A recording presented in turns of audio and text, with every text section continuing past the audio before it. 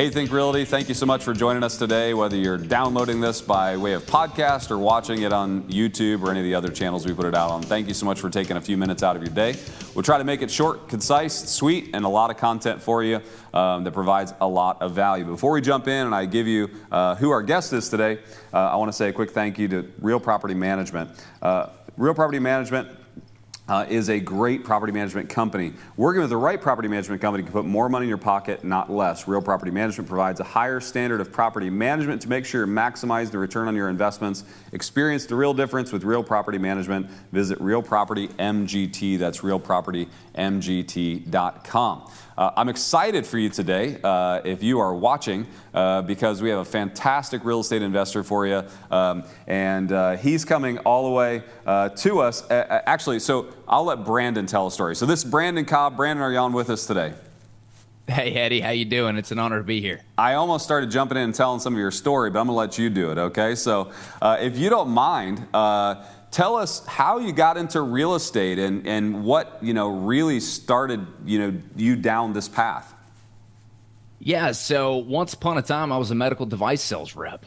And unlike a lot of people, I didn't have this story where I hated my job and I needed to get out. I actually loved what I did. And it was I had a lot of fulfillment in what I was doing. To be in the hospital every single day, helping surgeons, sitting side by side with the patients, making a difference in the before and after of what my products were doing. I mean, I thought I was just the hot stuff. Young guy in his 20s, I did a lot of sports medicine products, so I was the guy that would come in and do some stuff with your shoulder, do some stuff with your knee.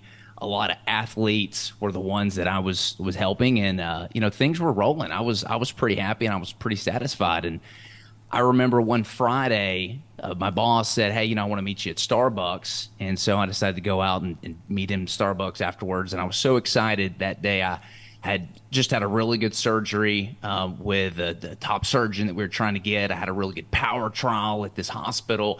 So I had a lot of really good news for him.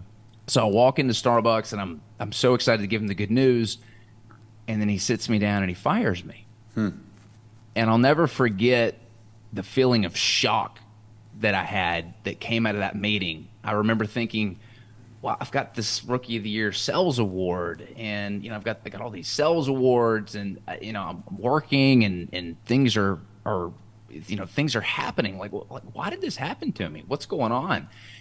And that was when I really realized that nobody was going to look out for my financial well-being but me. With these companies, you can work as hard as you want, put in all the blood, sweat, and tears, and at the end of the day, the company has to do whatever's best for the company. For whatever reason, that was letting me go at the time. And hindsight 2020, it's probably the single greatest thing that's ever happened to me.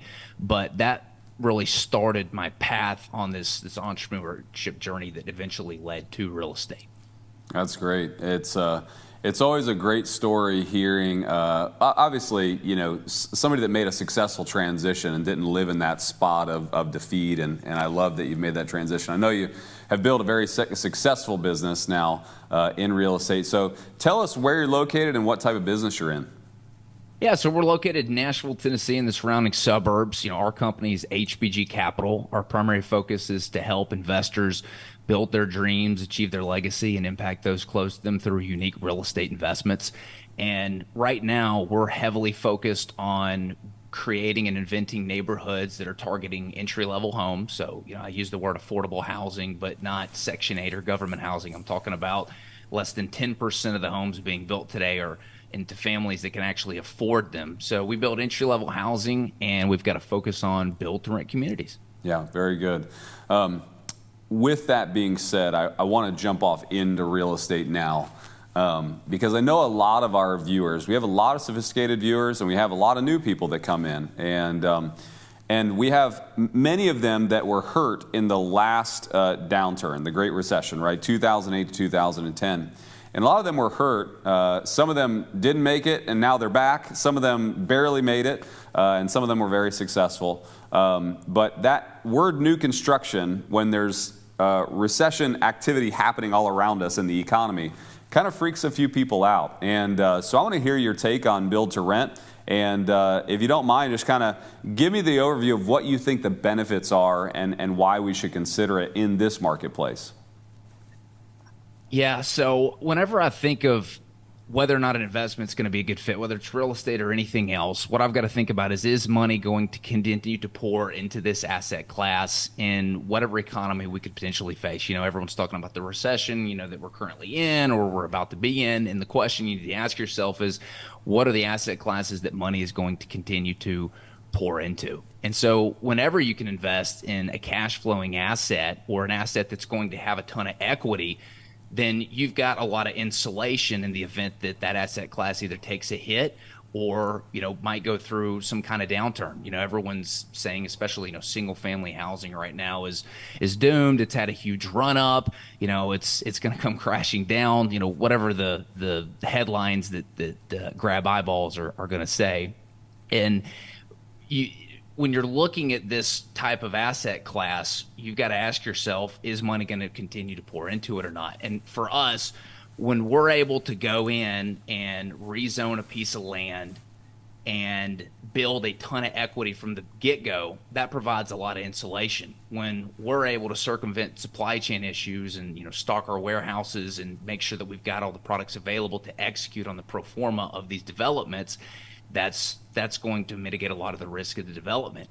If we can control a lot of the risks, which a lot of people couldn't back in 2008 and 2009 when everybody was going under because, you didn't have to put any money into the deal. It was a bubble. People were just buying things because they had access to capital and they could do it.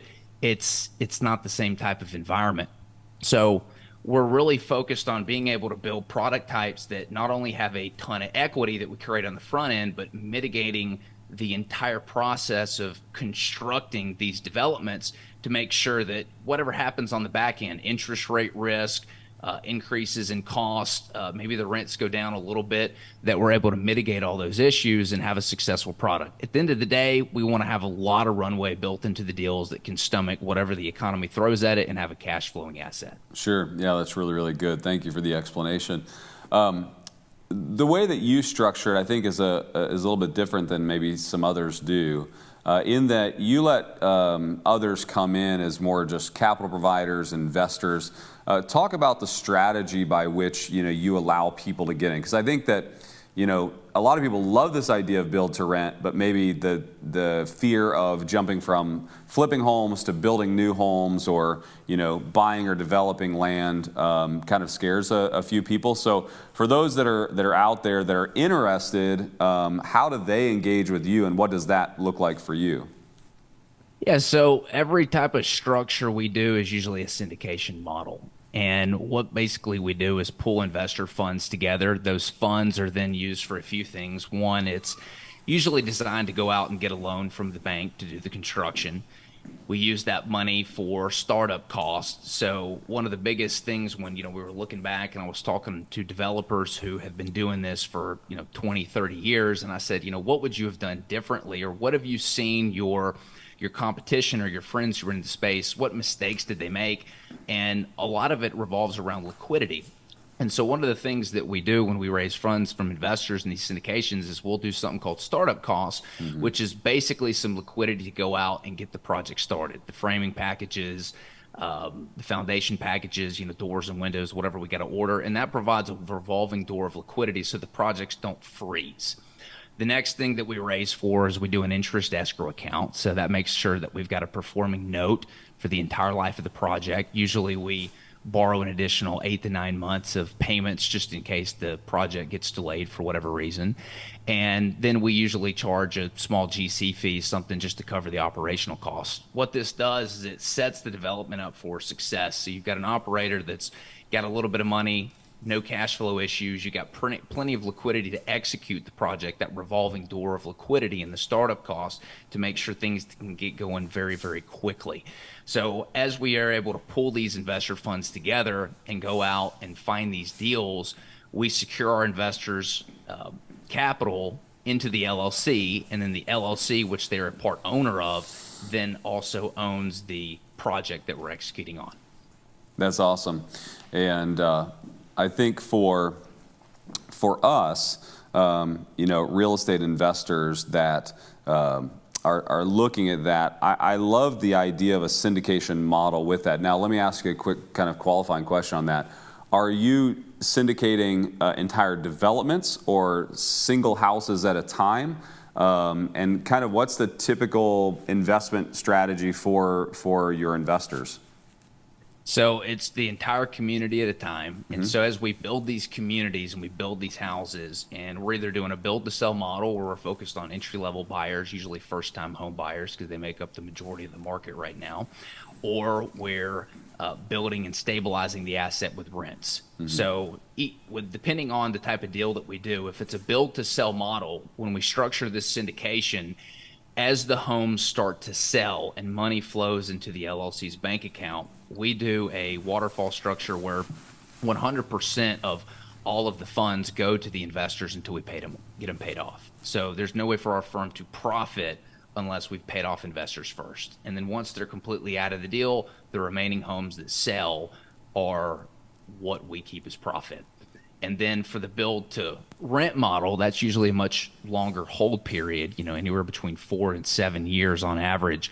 With that model, what we're looking to do is stabilize the asset, and then through increasing rents and executing on the pro forma out of the years, increase the equity in that asset to the point where we can now, after either 4 to 7 year period, go to the bank, take out a new loan because the value has grown so much, where we can refinance out and get the investors all of their money back.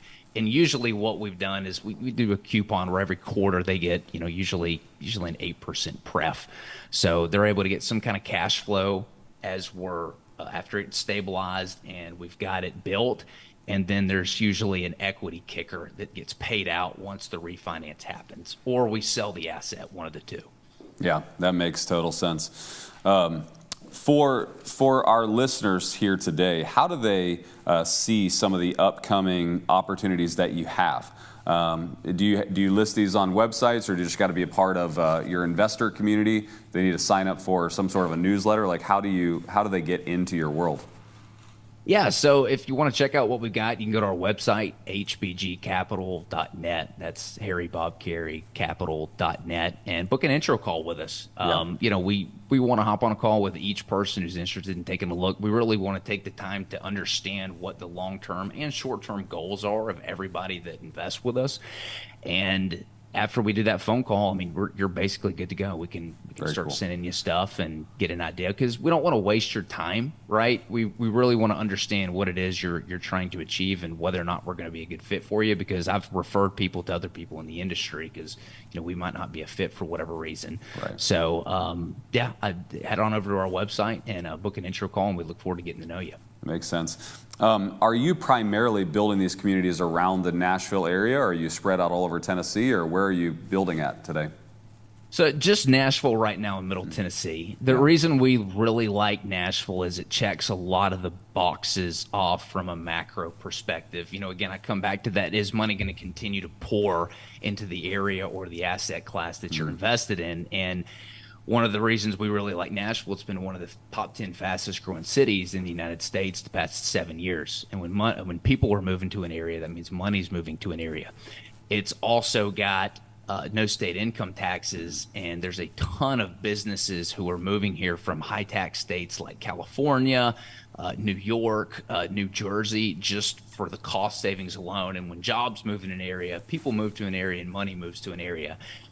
It's also a very business-friendly state. So COVID sort of revealed this environment that we all knew was there, but it just blew it up and threw it in everybody's faces. Yeah. Which is, you've got business-friendly states and you've got non-business-friendly states. And so ever since you've had this big COVID lockdown and you've had the unfriendly business states lock everybody up, you've had just tons of institutional money and businesses pouring out of these non-friendly business states and into states like Florida, Texas, and Tennessee. So we really like Nashville because we think it's got a great roadway for some long-term growth and some stability. Absolutely. I would definitely underline that as we look at national data for Think Realty, which we do on a weekly basis, Tennessee always comes up in the top 5 for, places people want to live, places people are moving to. And I recently moved out of Georgia to move my residence from Georgia to Florida just because of the no state income tax. It's a huge benefit to not pay 6% or whatever I was paying in Georgia. And a lot of these states are way higher than that. And so to be able to move to one of these states that provide that, it's almost like getting a raise for a lot of people, which is awesome. And it's like people are their jobs are allowing them to be a lot more remote today, and so they can choose where they want to live and work from home and things like that. Well, that's awesome. Last question here. What drives you? Obviously you're doing really well for yourself. You're helping investors. What's behind the purpose for Brandon Cobb, his family? What you have going on? What is there's something that's kind of driving you from the back? What is the purpose of the company, and what's the kind of underlying purpose of who you are? Yeah, I get a lot of fulfillment from creating unforgettable experiences with those close to me and helping other people get on a road to financial achievement where they're able to do the exact kind of same things that, I'm sort of to do, or whatever life that they want to build. I'm blessed to be in a position where I take about 60 days off a year. I've done a sibling trip with my brother and sister every single year for the past 12 years. We always go somewhere that's on somebody's bucket list. I do an annual mom-son trip where usually it's history based because my mom's a history teacher, and so we'll go to places and see the history and go to the museums, and just seeing her face light up is so much fun every single year. I do the same thing with my dad. We do something that he wants to do every single year, and my thinking is that when I'm on my deathbed one day, if I can look back and say that I've got hundreds of these unique, unforgettable experiences with those close to me, that I've won at life. It's not how much money I've got sitting in my bank account. It's what's written on my tombstone. How many lives did I touch? And right now I'm really focused on my immediate family and the relationship in life I can help give them, and then the investors that we work with, kind of getting them on the same path to build something that allows them to build the life that they want with their loved ones. I'd say that's primarily what's driving me right now. Yeah, I love that. I think it's so powerful when we anchor our activity, our business activity, into our why and what we do. It is so powerful. How can they get a hold of you today if they want to reach out or connect with you? Yeah, so we're on social media. You can type in Brandon Cobb, like corn on the cob. I'm on just about every single platform there. And then if they want to have a conversation or learn more about us, they can go to our website, hbgcapital.net. If you're somebody who's interested in creating passive income through unique real estate investments, there's a ton of free educational resources on our website. There's our eBook, Recession Resistant Real Estate. It really dives into the different options you have for what you might consider investing in, especially right now during the current economy. And then there's another ebook on there called 100 Questions Passive Investors Should Be Asking Before Investing. I put together that book because I had one of our current investors call me and ask if I could speak to one of his friends who lost all of their investment with a real estate investor. And this was out of California. And after speaking with the guy on the phone, there wasn't a whole lot I could do besides tell him, hey, maybe consider a lawsuit. It was gone. The paperwork, there was no paperwork. He wasn't secured. Every single thing could have been avoided had he just been able to ask the right questions before investing. I think that's the biggest hurdle that a lot of passive investors have, is they don't know what they don't know, and so they don't know what questions to ask, and that can get them into a lot of trouble. So I wrote that book in the hopes that if I can prevent just one more person from that situation happening that it would be a success. And so you can grab that all on our website. That's awesome. Thank you so much. And I hope if you're a real estate investor that is watching this podcast, you will take him up on that. For someone that's put that much effort into helping you ask the right questions, take him up on that. And also, if you're a passive investor, you owe it to yourself to consider these opportunities. That's why I think Realty brings people like Brandon to you. I trust Brandon. I like Brandon, and I highly recommend Brandon, especially with what he's doing. I love the build-to-rent model. I myself am participating in it, and in build-to-rent and building communities, because I feel like it's one of those areas, especially in the affordable housing, and the more affordable you can make it, the better the thing goes, you know. But anyways, I thank you so much for being a part of the show today. Look forward to hanging out soon. Brandon and I, we're in a mastermind together, and I never get to hang out with him. So we got to do a podcast to actually spend some time together. But I appreciate you being a part today. Hey, man, I appreciate you having me on. Yeah, absolutely. Have a great day. Thank you so much, Think Realty listener, for being a part of the podcast today. I want to say a quick thank you to our sponsor. It's brought to you by Real Property Management. Working with the right property management company can put more money in your pocket, not less. Real Property Management provides a higher standard of property management to make sure you maximize the return on your investments. Experience the real difference with Real Property Management. Visit realpropertymgt.com. That's realpropertymgt.com. Two things I want you to do. Number one, if you have not already bought your tickets for Houston, I want you to go buy your tickets for Houston. That is so important for us that you participate in our events that we create for you. You can use the code PODCAST, PODCAST, to get a buy one, get one free ticket for the event, and I want you to participate in that. Make sure you come to one of our two events. We put on a great show. We put a ton of content in the room. None of the content, there are speakers that are selling anything to you. They're really just giving. People we tap on the shoulder and say, these are experts you need to hear, and they come out and speak for us at both Houston and Tampa. Houston's the one coming up in March. I hope you'll join us there.